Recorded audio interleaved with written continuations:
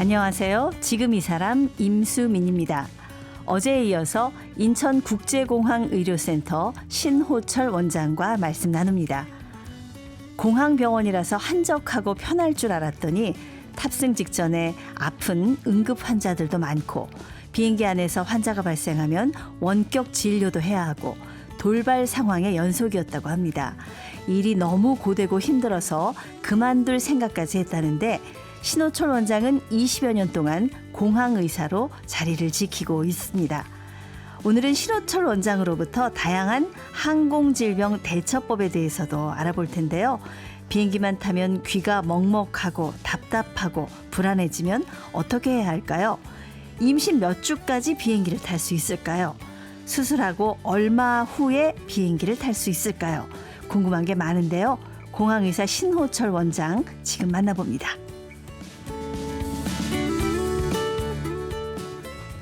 인천국제공항의료센터 신호철 원장님 나오셨습니다. 안녕하세요. 네, 안녕하세요. 반갑습니다. 네. 어제 하늘을 떠가는 항공기 안에서 또 공항에서 생기는 여러 가지 응급 상황에 대한 얘기를 들었는데 이런 일도 있을 수 있구나 하고 많은 분들이 굉장히 귀 기울여서 들으셨을 것 같아요. 어떻습니까? 이 공항이니까 저 영화 같은 데서 보면은요, 마약 같은 거 그런 거 밀반입 하는 경우 있잖아요. 특히 몸에 숨겨가지고 들어오는 경우. 아직도 혹시 이런 사람들이 있고 이런 분들이 병원에 오는 경우가 있나요? 지금은 없습니다. 네. 지금은 2017년도인가 예. 그 인천공항에 그 전신 그 바디 스캐너가 도입이 돼서 이제는 그냥 다 네, 걸리는군요. 네, 그 의심되면은 이제 스캐너를 돌리면 되는데 예전에 뭐 귀금속 같은 것도 이렇게 네. 꿀꺽 하셨었잖아요. 그 이전에는 마약 수사관 분들께서 네. 그 의심스러운 이제 승객을 의료센터로 데리고 와서 신체 검진을 의뢰하는 경우가 굉장히 종종 있었습니다. 그래서 저도 사실은 공항이 없었다라면 네. 그런 상황을 접해보지 못했을 것 같아서 뭐 해외 케이스가 있는지 계속 검색을 해보고 인체에 마약을 은닉하는 수법을 바디패킹이라고 합니다. 네. 그래서 그런 것들을 소재로 하는 영화도 꽤 있고요. 그 엑스레이를 찍나요? 뭘 네. 어떻게 검사를 하나요? 일단은 제일 예전에 썼던 방법이 그 봉지에 마약을 밀봉해서 네. 끝에 낚싯줄을 매달아서 입으로 삼켜서 위에 은닉하고 오는 경우가 있습니다. 네. 그러면 빼낼 때 용이하게 치아 사이에다가 낚싯줄을 이렇게 거는 거죠. 그래서 처음으로 오면 입을 벌려서 구강안을 먼저 봅니다. 네. 그래서 낚싯줄 같은 게 이제 걸려 있는지를 확인을 하는 거고요. 네네. 그 다음에 은닉할 수 있는 거는 사실 항문을 통해서 대장 안에다가 은닉을 하는 건데 장 안에는 꽤 많은 양의 마약을 은닉할 수 있습니다. 네. 양이 꽤 많이 들어가는데 사실 직장 수지 검사라고 해서 항문을 통해서 손가락을 집어넣는 방법은 사실 좀 어렵고요. 엑스레이나 CT를 찍어서 감별을 해내야 됩니다. 그래서 그런 해외 사이트들이나 이런 걸 검색을 해보면 그런 사진들이 많이 올라와 있습니다. 그런 건 가르쳐주는 사람도 없으니까 스스로 찾아서 공부를 하셨어야 되네요. 공부를 많이 해야죠. 네. 근데 왜 예전에 이제 뉴스에도 나와 택시 타고 가다가 뭐 분만하신 분 막 나오지만 공항에서도 사실 갑자기 이렇게 뭐 때가 안 됐는데 원래 임산부 이제 만삭 다 되면 비행기는 안 태워주는 걸로 아는데요. 네네. 근데 이제 신호가 예정일이 안 됐는데 오는 경우도 있단 말이에요. 그런 분들도 혹시 만나십니까? 아주 흔하진 않지만 그래서 그 항공운송조약에는 임산부에 대한 탑승 규정이 별도로 존재합니다. 뭐 이 기회에 좀 알아두시면 좋겠는데 특별한 합병증이 없는 산모인 경우에는 32주 이전에는 안전하게 항공여행이 가능하다라고 되어 있고 8개월? 네. 32주에서 36주 전까지는 좀 의학적 판단을 해야 되는 고위험 산모인가 아닌가 이런 것들을 좀 판단해야 되고요. 36주가 지나면 사실 금기사항으로 되어 있습니다. 왜냐하면 통계를 좀 봤더니 36주 이후에는 언제 어느 때 분만 진통이 걸릴 수도 있다. 예. 그런데 그게 항공기 내에서 만약에 걸리게 되면 뭐 세울 수가 없는 노릇이기 때문에 굉장히 위험한 상황에 처할 수 있다라는 것이죠. 20년 동안 인천공항 의료센터 계셨으니까 혹시 비행기에서 분만하신 분 보신 적 있으세요? 저는 기내에서 분만하는 건 뉴스로만 봤고요. 네. 그 출입국 게이트에서 분만한 건 제가 출동해서 출입국 게이트에서요? 네, 그 외국인 산모였고요. 들어오시다가 네, 한국으로 들어오시다가요. 어떻게 36주가 넘었는데 비행기를 타고 한국을 오게 됐는지는 잘 모르겠어요. 네. 아마 그쪽에서 잘 걸러지지 않았던 것 같고. 예. 근데 뭐 응급 상황이지 않습니까? 그런 출산을 병원에서 안전하게 해야 되는데 거의 뭐 길에서 출산하는 것과 똑같은 상황이니까. 그 어떻게 게이트까지 출동을 하셨는데? 네. 애는 이미 좀 나왔으니까 다행이었죠. 하지만 탯줄과 태반은 그냥 엄마 몸속에 다 있었던 상황이었었고. 어디서 받으셨어요? 면세점 앞에서 받았습니다. 그 아이는 뭐 두고두고 엄마가 여기 이 앞에서 너를 낳았다 이 얘기가 되겠는데요. 글쎄요. 지금 벌써 이제 약간 뭐 소년이 되어 있을 텐데. 네. 그래서 탯줄 안전하게 자르고 다 조치해주고 어쨌든 산부인과로 옮겨서 산모와 아이의 안전을 확보를 해야 되기 때문에 네. 인근 산부인과를 수소물 해서 공항구급대와 함께 후송을 안전하게 했고요. 예. 며칠 지나고 나서 산모도 건강하고 네. 그 아이도 건강하고 그래서 공항공사에서 막 꽃다발도 보내고 어쨌든 공항 아이니까 네. 선물도 주고 예. 본국으로 잘 돌아갔다라고 해서 굉장히 기분 좋은 케이스로 남아 있습니다. 네, 이게 운 좋은 경우였지만 정말 조심하셔야 됩니다. 간혹 이제 만삭인 거 속이고 비행기 타시는 분들 진짜 조심하셔야 될 것 같아요. 네, 그 인천국제공항 의료센터에 오후 3시 징크스가 있다고 제가 들었어요. 이게 무슨 말일까요? 어제도 있었습니다. 어제 진료할 때도. 무슨 일이죠? 이 오후 3시에? 오후 3시 정도가 되면 네. 상주 직원분들이 손가락을 많이 다쳐서 오세요. 아, 왜 그럴까요? 좀 마음 아프다고 얘기하면 좀 그 식당에서 주로 일하시는 그 조리사분들께서 네. 공항에는 뭐 식당이 한정적이니까 점심시간 이럴 때 손님들이 너무 많거든요. 그렇죠. 뭐 정신없이 뭐 일을 하고서 저녁 장사를 준비하려면 재료 손질을 많이 해야 됩니다. 네네. 그때 이제 집중력이 좀 떨어지고 피곤하고 이러니까 이제 고기를 썰어야 될 칼이 이제 손을 썰게 되는 거죠. 아, 그렇군요. 네. 점심 한참 바쁜 시간 보내고 이제 힘든데 저녁 준비할 때 이제 네. 그때 이제 좀 한숨 돌리고 나서 긴장도 좀 풀어지고 네. 그때 다치는 사고가 네, 많이. 그때 많이 다칩니다. 아이고. 그래서 그럼. 그때 봉합을 하게 되는 경우가 상당히 있고요. 네. 그래서 저는 뭐 봉합을 좀 깔끔하게 열심히 잘 해주려고 많이 애써서 연습도 많이 했었고 그리고 붕대를 조금 좀 과하게 크게 감아줘서 예. 오늘은 좀 일하지 말고 쉬세요 하면서 덕담을 하면서 좀 보내드립니다. 네. 그래서 원장님 너무 크게 감아주신 거 아니에요? 그러니까 작게 감아주면 또 가서 일할 거 아니냐고 이렇게 좀 약간 농담 섞인 위로를 해줍니다. 그런 또 뜻이 있군요. 숨은 네. 뜻이. 저도 예전에 갑자기 아침에 칼질하다가 엄지손가락을 크게 베인 적이 있어서 이 손가락을 잡고선 병원 뛰어갔는데 정말 의사 선생님이 붕대를 이만하게 감아주셨어요. 엄지손가락만 한 10m 앞에서도 엄지손가락만 보이게. 사람들이 깜짝깜짝 놀랐는데 의사 선생님 그런 깊은 뜻이 있었을지도 모르네요. 조심하라고. 네. 네. 외국인 환자들이 이제 많이 올 것 같아서 아무래도요. 뭐 영어로는 어느 정도 소통이 되겠지만 또 영어 못하시는 분들도 많이 있으실 것 같아서 요즘은 앱도 나오긴 합니다만은 어떤 방식으로 의사소통을 하십니까? 요즘은 참 많이 좋아졌습니다. 예. 이렇게 컴퓨터에서 앱으로 할 수 있는 것도 있고 스마트폰 앱도 있고 네. 그래서 과거에 비해서는 정말 많이 좋아져서 다양한 국적의 환자분들이 오셔도 네. 예전보다는 많이 원활해진 느낌을 많이 받습니다. 네, 정말 다행입니다. 네, 근데 과거에는 바디랭귀지 많이 했었죠.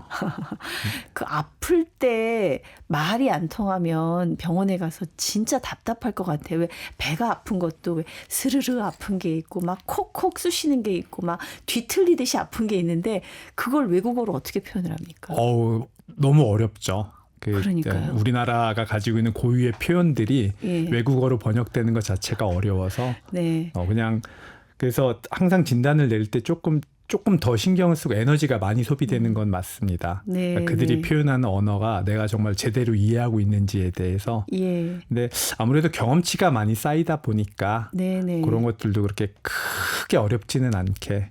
그리고 네. 정 안 되면 그 현지민 통역 서비스가 또 있습니다. 네. 한국에서 오래 사시는 예. 분들하고 좀 연결을 해주는 서비스가 있어서 네. 그분들은 조금 더 생생하게 저희한테 전달을 해줘서 전화 찬스 쓰는 네, 예. 많이 도움을 받고 있습니다. 그렇네요. 실례로 제가 그 난민 신청을 한 외국인들을 의료봉사를 한 달에 한 번씩 갑니다. 네. 거기에는 정말 다양한 국적의 분들이 계신데 세네갈에서 오신 분들은 프랑스어만 사용하시더라고요. 네.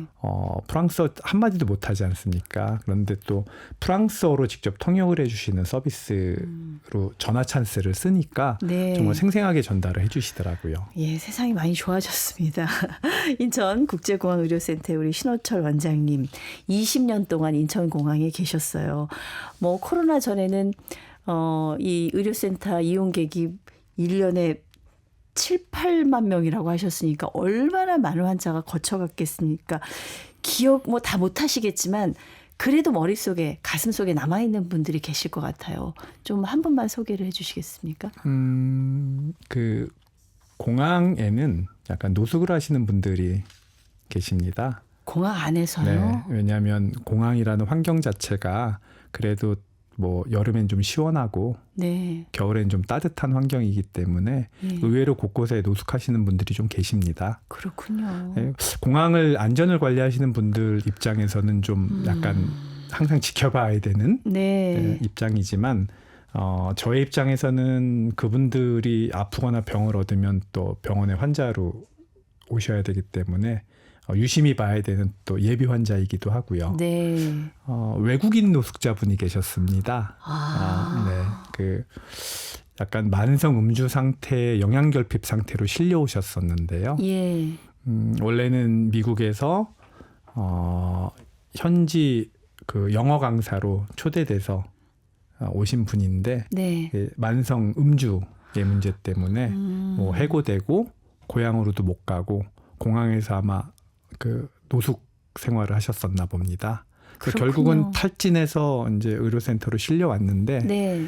어디에도 보내지 못하는 상태가 된 거죠. 그렇죠. 다른 병원에 갈 수가 없는 상황인 뭐 거죠. 받아주는 병원도 없고 네. 뭐 보험도 없고 뭐 인적사항도 간신히 알아낸 거고. 그래서 의료센터 직원들끼리 좀 상의를 해서 대사관의 협조를 요청해서 이분을 본국으로 송환할 때까지는 우리가 좀 한번 케어해보자. 네. 사실 공항의료센터는 입원 시설이 있지는 않습니다. 예. 하지만 그때 당시에는 24시간 운영이 됐기 때문에 교대로 봐드리면 됐거든요. 그래서 하루하루 나아지는 모습을 보면서 점점 의식도 좀 멀쩡해지고. 얼마나 계셨어요? 며칠 계셨습니다. 그건 제일 장기 입원 환자신 셈이네요. 네. 공항 의료센터 생기고 나서 가장 오랫동안 있었던 환자분이고요. 네. 저는 사실 중간중간에 가서 영어도 좀 배웠습니다.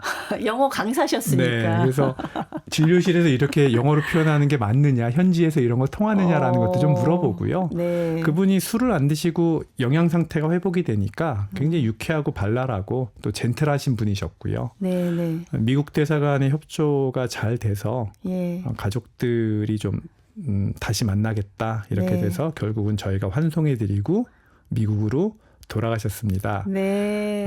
미스터 제임스 잘 지내고 계시면 저한테 편지 한 장 보내주세요. 술은 안 드시고 계시죠? 예.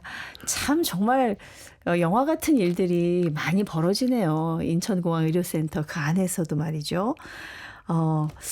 이렇게 바빴던 공항병원이 코로나 팬데믹 때는 완전히 양상이 달라졌었다고 그러셨는데 그때는 어땠어요? 사람을 마주칠 마주치는 게 약간 반가울 정도로 공항이 텅 비었었습니다. 뭐 해외 여행 자체가 이제 불가능해졌고 뭐 출국도 안 하고 입국도 안 하고 이런 무슨 상태가 되니까 비어버린 도시 같은 그런 느낌이었을 것 같아요. 어느 순간서부터 공항의료센터 앞에 긴 줄이 생겨나기 시작했습니다. 네. 저도 처음 알았는데 우리나라에 입국해 있던 외국인 근로자분들이 전부 탈출 러시가 벌어진 거죠. 본국으로 돌아가려는 행렬들이. 왜냐하면 그때 당시에 동남아보다 우리나라가 코로나가 좀 심했었던 시기가 있었습니다. 그때 본국으로 가기 위해서 뭐 태국, 베트남, 필리핀 노동자분들이. 근데 문제는 항공사에서 코로나가 안 걸렸다라는 걸 입증하지 않으면 항공기를 탑승시킬 수 없다. 라는 방침. 하지만 그때는 진단키트도 없었을 때였고 그래서 항공사랑 저희랑 협의를 한 게 의사의 진찰을 통해서 발열이 없고 호흡기 그 증상이 없는 거를 입증해주면 항공기를 탑승시키겠다. 그거 고향으로 가는 그 확인을 우리 원장님이 해주시는. 저희 의료진들이 그래서 아침에 출근하면 이미 이렇게 뱀이 또아리 틀고 있듯이 공항의료센터 앞에 몇십 미터 줄이 서 있었고 다들 뭐 큰 여행 가방에 짐들 다 가지고서 그래서 아침에 출근해서 밤까지 하는 일이 그분들 체온 재고 건강하다라는 확인서를 쓰는 거를 몇백 번씩을 해야 되는 일들이 매일 벌어졌습니다. 근데 굉장히 피곤하고 과로도 하셨겠습니다만 그 당시에는 코로나에 대한 굉장한 두려움이 있을 때잖아요.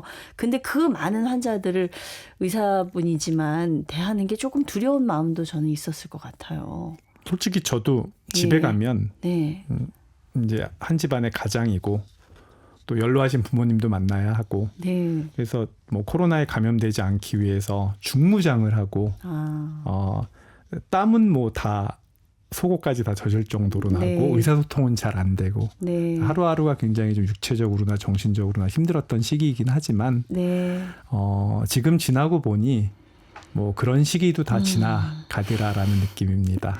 정말 고생 많으셨습니다. 어떻게 그 3년이 지나갔는지 모르겠어요. 근데요, 비행 시간이 짧으면 괜찮은데 비행 시간이 길어지면 아무래도 여기저기 좀 몸이 불편한 분들이 많이 생길 것 같아요. 이번에는 우리 하늘 그 비행 여정을 좀 건강하고 안전하게 하는 법을 여쭤보려고 하는데 일단 왜 이륙할 때 대부분 다 이렇게 귀 먹먹해지는 거 애들은 막 울고 난리 나잖아요. 이럴 때 좀 어떻게 하면 도움을 받을 수 있을까요? 항공 기술이 많이 발전을 해서 그 모든 항공기에는 여압 장치가 있습니다. 그래서 최대한 지상과 비슷한 압력을 유지하려고는 하지만 아직까지는 완벽하게 할 수 없기 때문에 모든 일반인 분들도 이착륙할 때 귀에 좀 이상 느낌을 많이 받습니다. 얼마 전에도 모 항공사의 항공기 여압 장치가 고장이 나면서 승객분들이 귀 쪽으로 많이 문제를 겪었다라는 보도가 있었는데 사실은 완벽하게 해결하기는 조금 어려운 문제입니다. 저는 침을 꿀꺽 삼키는데. 좋은 방법입니다. 그래요? 아주 정석적인 방법입니다. 그래서 어린아이들한테는 공갈적 꼭지를 빨게 하는 방법이 있고요. 저는 그 좋은 생각입니다. 그리고 음료수에 빨대를 꽂아서 꼴깍꼴깍 계속 마시게 하거나 껌을 좀 씹게 해서 침을 계속 삼키는 거, 하품하기 이런 것들이 조금 도움이 됩니다. 하지만 뭐 제일 위험 요소가 있는 게 비염이 있거나 코감기를 앓고 계시는 분들은 여지없이 고막에 영향을 받습니다. 그렇군요. 그래서 그런 증세가 있으신 분들은 항공여행 가기 전에 사전에 병원에 좀 방문하셔서 조금은 막아줄 수 있는 약들을 처방을 받으실 수가 있습니다. 그런데 우리 코하고 귀하고 다 연결이 돼 있잖아요. 그렇네요. 그리고 또 이제는 많이들 다 알려졌습니다만 이코노미 클래스 증후군이라고 하는 거예요. 오래 비행기 타고 답답하게 가다 보면은 갑자기 막 어디를 혈관을 막아가지고 뭐 사망까지 이르는 경우도 있다고 그러던데. 최악의 경우에는 사망 보고도 많이 있습니다. 이럴 때 응급조치하는 방법이 있어요? 제가 승객분들한테 알려드리는 방법 중에 몇 가지가 있습니다. 일단 다리 떨기. 네. 옛날에 어르신들 복 나간다 그랬는데. 네. 하지만 다리 떨기는 몇 가지 장점이 있다라고 이미 의학적으로 인정받고 있습니다. 제일 대표적인 게 하지의 혈액순환을 좀 촉진해 준다. 네. 라는 게 있고요. 그래서 기내에서는 다리를 좀 떠셔도 될 것 같습니다. 네. 옆분이 옆에 승객이 떠시더라도 이해를 하시고 다리 떤다고 이렇게 야단치지 마시고. 네. 아니면 그게 좀 방정맞다 싶으시면 우리가 운전을 할 때 그 브레이크와 액셀러레이터를 밟는 동작 연상하실 수 있지 않습니까? 네. 그 동작을 찬찬히 하시는 겁니다. 네. 그래서 그런 동작을 하다 보면 종아리 근육에 이제 수축과 이완이 진행이 되면서 혈액순환을 좀 도와줄 수가 있습니다. 발목을 좀 까딱까딱 폈다가 접었다가 폈다가 접었다가. 그리고 기류가 안정이 되어 있다라는 전제 조건 하에서 약간 복도를 갖다가 일정 시간에 한 번씩은 좀 왔다 갔다 해주는 방법이 또 있습니다. 그런 것들이 이코노미 클래스 증후군을 예방하는 데 일정 정도 도움을 줄 수 있을 것 같습니다. 네, 제가 아는 분 중에 이 공황장애 때문에 비행기를 못 타는 분이 있어요. 그래서 꼭 비행기를 타야 되는 경우에는 뭐 정말 마음의 각오를 잔뜩 하고 약을 드시고 겨우겨우 탄다고 그러는데 이런 분들은 어떻게 해야 돼요? 많이 어려운 문제입니다. 최근 들어서 많이 기사화됐었죠. 비행기 출발하려고 하니까 도어를 열려고 한다거나 내지는 승무원을 붙잡고 내려달라고 해서 비행이 연착되거나 이런 경우가 있습니다. 사실은 저도 개인적으로는 약간 비행 불안증이 있는 사람으로서 아니 공항의료센터에 계시는데 또 그런 불안증을 갖고 계세요? 네, 제가 신혼여행을 제주도로 갔었는데 그때 난기류를 만나서 거의 뭐 울부짖을 정도로 공포를 경험한 적이 있어서 거의 트라우마가 됐겠네요. 게다가 약간 저는 운전할 때도 제가 운전하는 거는 좀 잘하는데 옆좌석에 타면 조금 불안해하는 성향을 가지고 있어요. 그래서 그런 분들이 사실은 자기가 어찌할 수 없는 상황에 놓여졌을 때 불안감을 많이 느낍니다. 그래서 여러 가지 치료법이 있긴 합니다. 정말 불안해하시는 분은 약간 비행 공포를 극복하는 클리닉 같은 게 있습니다. 그래서 인지행동 치료 같은 거를 해서 불안한 요소들이 왜 불안한지를 갖다가 자기 스스로 깨닫게 하는 것들. 그런데 그렇게까지 하지 않다라면은 뭐 사전에 병원에 방문해서 약간 항불안제 같은 거를 좀 일시적으로 복용할 수 있게 처방을 받으실 수가 있습니다. 그리고 기내에서는 약간 다른 쪽에 관심을 돌리고 집중하기, 뭐 책을 좋아하는 책을 본다든지 좀 음악을 듣는다든지 어떻게든지 좀 불안이 고조되지 않도록 만드는 게 제일 중요할 것 같습니다. 신경 쓸 다른 거를 가지고 다니셔야 될 것 같아요. 그 해외여행할 때 이제 현지 상황 알아보고 꼭 해야 되는 예방접종 같은 것들 있잖아요. 그렇죠? 예전에 비해서 그 오지를 가는 분들이 꽤 많이 늘었습니다. 다큐멘터리를 찍으러 가시는 분들도 있고요. 그다음에 탐사를 가시는 분들도 있고 선교를 가시는 분들도 있고 그다음에 사업적인 목적으로 가시는 분들도 있습니다. 그래서 황열 같은 경우에는 특정 국가에서는 반드시 예방접종을 받고 예방접종 증명서를 들고 와야만 입국이 되는 경우가 있습니다. 옐로우 카드라고 그러거든요. 예방접종 증명서가 노란색으로 돼 있어서 옐로우 카드라고 하는데 그거는 한번 접종받으면 10년 유효하고요. 국가기관에서 주로 접종을 합니다. 그리고 동남아시아나 약간 우리나라보다 위생환경이 떨어지고 토착전염병이 많은 국가를 갈 경우에는 뭐 파상풍, 장티푸스, 말라리아 이런 것들을 상담을 받으시는 게 중요합니다. 그리고 일부 분들이 잘 모르시는 것 같아서 이번 기회에 말씀을 드리는데 모기를 매개로 하는 전염병들이 여러 가지가 있습니다. 우리 대표적인 게 뭐 말라리아, 댕기열도 있지 않습니까? 근데 댕기열은 예방접종도 없을 뿐더러 뭐 치료제로 따로 존재하지 않기 때문에 제일 중요한 것은 모기에 물리지 않도록 모기 안 물리는 법들을 갖다가 미리 좀 사전에 알고 가시는 것도 좋을 것 같습니다. 정말 두루두루 살피고 알아야 될 것이 공항의료센터에 계시니까 굉장히 많네요. 20년 동안 이제 공항 의사로 계셨기 때문에 일반 병원에서는 겪지 못할 일도 많이 경험을 하셨는데 공항 의사 20년 우리 원장님께는 어떤 의미일까요? 제가 2005년도에 이제 인하대학병원에서 공항의료센터로 발령이 났을 때 그 해에 저희 첫 딸이 태어났습니다. 네, 올해 20살입니다. 딸 아이의 성장 과정과 저의 한 인간으로서의 성장 과정이 좀 비슷한 것 같습니다. 예. 저는 20년이라고는 하지만 이제 저도 어떻게 보면 공항 의사로서 갓성인이 된 것 같은 느낌을 받습니다. 20살이 되셨네요. 네. 그래서 뭐 세상을 많이 아는 것 같지만 사실은 아무것도 모르는 나이가 좀 고 나이 아니겠습니까? 예. 저도 항공의사, 공항의사라고는 얘기하지만 이제 좀 철이 들고 이제 좀 성인이 되어가는 과정인 것 같습니다. 네, 겸손의 말씀을 해주셨어요. 공항에서 경험한 지난 20년의 일을 담은 책을 이번에 내셨습니다. 공항으로 간 낭만의사. 네, 낭만의사세요, 원장님? 제가 이 단어에 대해서 한번 깊게 생각을 해본 적이 있습니다. 낭만, 낭만이라는 단어. 인간이 정의를 잘 내리지 못하는 단어들이 몇 가지가 좀 있는 것 같습니다. 제일 대표적인 게 사랑, 낭만. 낭만을 사전에다 좀 쳐봤더니 뭐 현실에 매이지 않고 감상적이고 이상적으로 사물을 대하는 태도나 심리 상태를 낭만이라고 하더라고요. 이런 사전적인 의미로 따지면 저는 사실 낭만은 아닌 것 같습니다. 저는 제가 원하던 원하지 않던 매일매일 쏟아져 들어오는 현실과 맞닥뜨리는 사람이고요. 그거에 대해서 해결책을 내와야 되는 사람이기 때문에 낭만적이진 않은 것 같습니다. 그래서 고민을 하다가 제가 굉장히 좋아했던 드라마의 한 구절이 그것에 대한 답을 주길래 오늘 좀 적어왔습니다. 그 한석규 씨 나왔던 그 드라마인가요? 네. 낭만 닥터. 읽어도 되겠습니까?